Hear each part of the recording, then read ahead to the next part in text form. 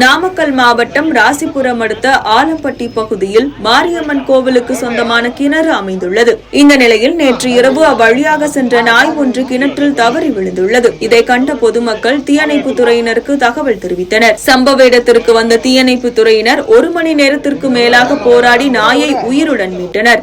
விரைந்து மீட்ட தீயணைப்பு துறையினரை அப்பகுதி மக்கள் வெகுவாக பாராட்டினர்.